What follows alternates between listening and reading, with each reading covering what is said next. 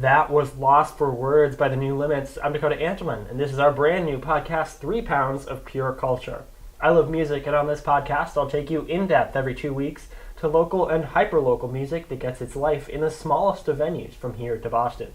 Today, we're breaking down 2 local ska punk acts who recently played sets off a jam-packed bill at the Great Scott Music Club in Allston on August 12th. First up, it's going to be the Boston band New Limits. After that, it's Level Burgundy, a ska act that embraces fandoms and general dorkiness in an unquestionably endearing way. Back for another episode to discuss this all is guest Clement Doucette. Clem, welcome to the broadcast. Thanks for having me. So kicking things off, we are going to start with New Limits. They've been around for a little while and self-describe themselves as a group that grew out of that 90s punk revival scene in the Boston area. They're spending this summer celebrating the 1-year anniversary of their release of their debut self-titled full-length album. We caught them on August 12th for that quick 30-minute set at the legendary Great Scott Music venue in Allston. So Clem, we'll get to you first. What was your first impression of these guys? I thought it was awesome when I saw them come out with all these brass instruments because it's ska punk, and I like that particularly because I played the trumpet, and I like to see when the trumpet gets integrated into other forms of music, particularly punk or rock or things like that, where you don't normally see a trumpet. I liked how the lead singer would just break out into a trumpet solo at some points, which was awesome. And then in general, I like how the brass sound sort of meshes with the other sounds you get from the band that it makes a different sort of texture than what you usually get with just a usual bass, drums, guitar sort of setup. Absolutely. It's a great dimension. It's kind of a demonstration of the creativity that the punk genre can have, that you can integrate, what is very normally not a punk instrument with angry guitars, with loud, fast driving drum rhythms. I'll be honest though, I was sleeping through the first few songs these guys performed, but they really grew on me, and I was kind of impressed by that ability to win the audience back over such a short set. The music began, it was less aggressive than some of the other stuff that we're used to, but what brought me back in was when they really kind of loosened up and just had fun up there. You got the vibe that they were just some guys who were having fun at that stage, and that was so fun to watch. You start off, like you said, with that trumpet accenting the guitars and drums well. Sometimes he was playing with the guitars, drums, sometimes he was going off on a solo. But then all of a sudden you got these guys pulling out the melodica. That's that kind of piano type thing that you blow into. And I was just jumping up and down, clapping when that came in. Then they start beatboxing later. So just kind of some fascinating creativity, bringing in dimensions and tools and instruments that you don't normally see in the, even the ska genre. And I thought that was just so much fun. It reflected the fun they were having on that stage and really kind of was able to bring me back into this experience and kind of just get me moving around for this their act. So I absolutely love that. But unfortunately, these guys are not going to be in concert as much as some other bands we know. So this group, perhaps more than others that we're going to talk about, you're going to have to experience through the records, through the recordings available on the internet. And we talked about their unique sound. I think we all kind of picked up on that unique sound. What were you sort of seeing with them? Well, in general, I like ska. I think it's an interesting genre and how it fuses sort of the 60s, or especially the ska from the later periods, the 80s onward, how it sort of fuses the 60s Jamaican, faster Jamaican music style with punk. And in general, I like that kind of fusion, and I like the syncopated guitar rhythms and other things that were present in the ska. Yeah, absolutely. I'll be honest, you know more about ska than I do. This was one of my first exposures to the genre. But with this band, definitely more than kind of any other band on that stage, on that show, we saw 4 bands at Great Scott earlier in the month of August.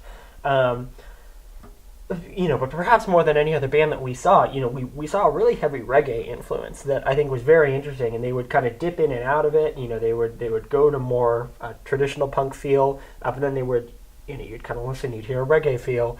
You'd get kind of a funk beat coming from the drums. So I think they were playing with genres in a very wonderful way. You know, and yeah, listening to that, I thought that was just really kind of great to be there for. Great to hear that versatility. You know, playing with all those puzzle pieces, bringing in kind of a '60s rock influence too. I got some of that. I thought this was just fascinating and really showed the breadth of creation that you could get within the ska genre.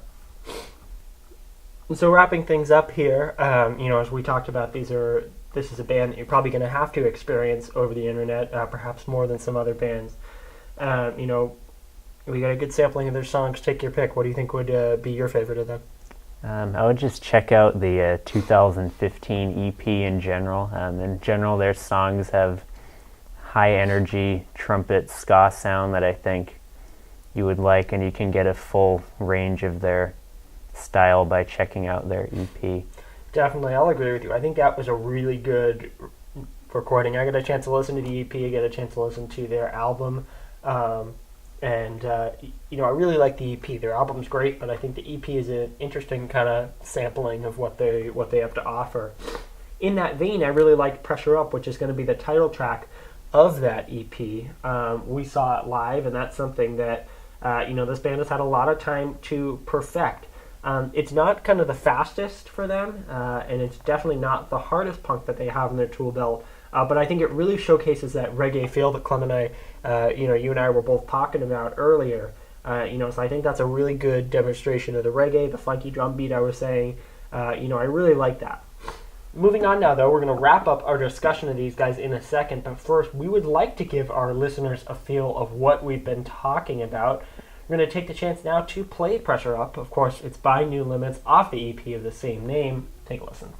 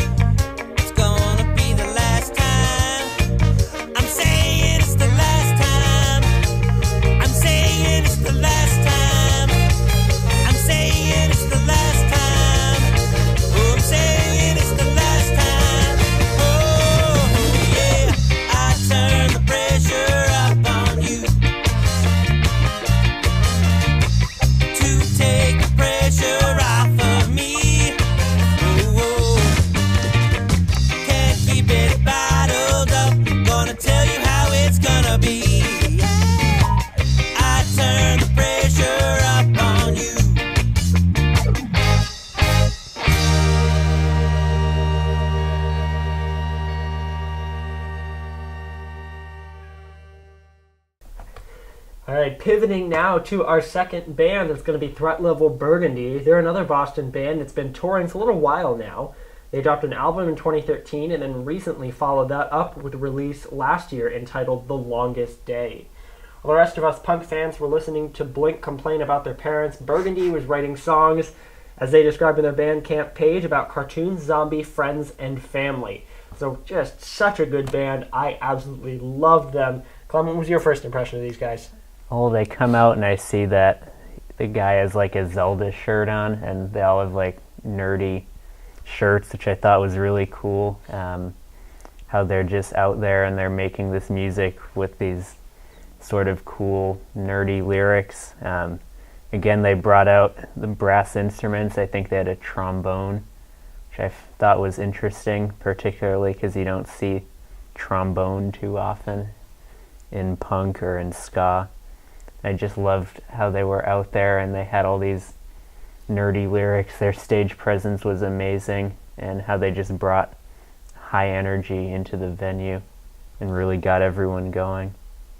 Absolutely. They were just going wild on that stage, and I absolutely love that. And you mentioned kind of your first impressions before they even started playing, and I got that too, exactly. The guitarist, his name is Chris McKenney. He came out rocking a Zelda shirt. The saxophonist, Kyle Bunker, came out wearing a giant Batman shirt. I just love that. They're nerdy in the most kind of complimentary sense of that word. And then that's something that once they started playing, it was reflected in their music. They got a song called I Had Friends on That Death Star. We obviously loved that song. We were there with a super Star Wars fan too that came with us, and she was absolutely loving that song. You know, the lead track off their most recent album is entitled Dragons, so you get another kind of nerdy feel in a kind of different sense. So just lyrically, we see with those two songs and with the whole breadth of their catalog, Burgundy is a band that takes the typical punk mold and fills it with very unorthodox topics. We talked about a band like Color Killer last week, doing that, and I talked about how much I loved Color Killer bringing their own take to punk. Obviously, this is different, as Burgundy is not a band of 9 to 12-year-olds like Color Killer. But I've always said that when people can sing punk about more than just those typical punk themes that we're used to hearing from Blink or Green Day or whatever, I think that's fantastic. Definitely. So I'd also like to say that as these guys were lyrically interesting, you kind of alluded to it, they were sonically fantastic. Theirs was a stage just jam-packed with 3 horns, 2 guitars, obviously their drummer, and with all of them playing together, it was just this wall of sound that other bands like Kill Lincoln, a band even higher on the bill than Burgundy, couldn't necessarily deliver. It was just such density, such volume coming from these guys, and I loved that.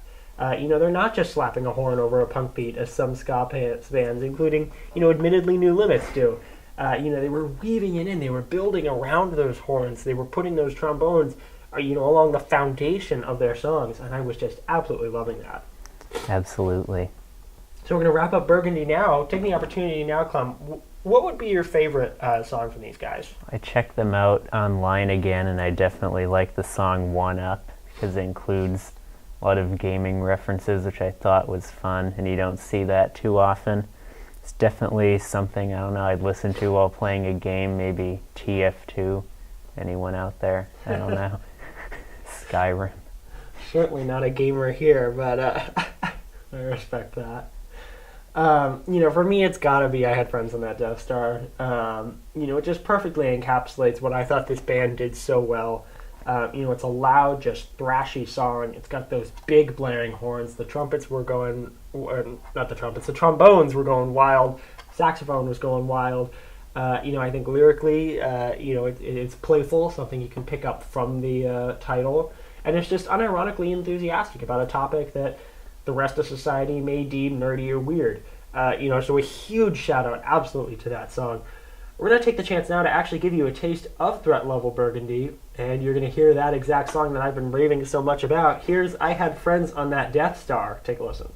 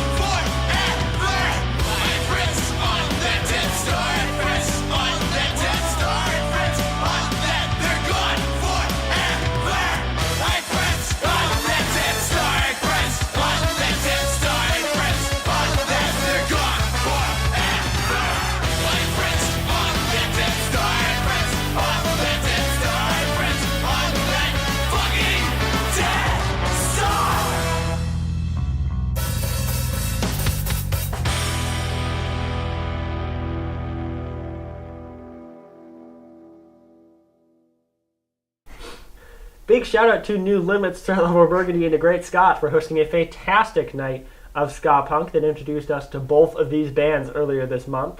Thanks also to Clement Doucette for joining me in all of this. Of course. So you can find both these bands on Spotify, Bandcamp, and on Facebook. Both are actively touring as well, and you absolutely should catch them live if you get the chance. Find show schedules again for both groups on their respective Facebook pages. That will be it, though, for this episode of 3 Pounds of Pure Culture. Thank you to everyone for dealing with my sniffling throughout this entire episode. Woke up with a bit of allergies this morning. But again, that'll be it for this episode of 3 Pounds of Pure Culture. Until next time, I'm Antelman. Thanks for listening.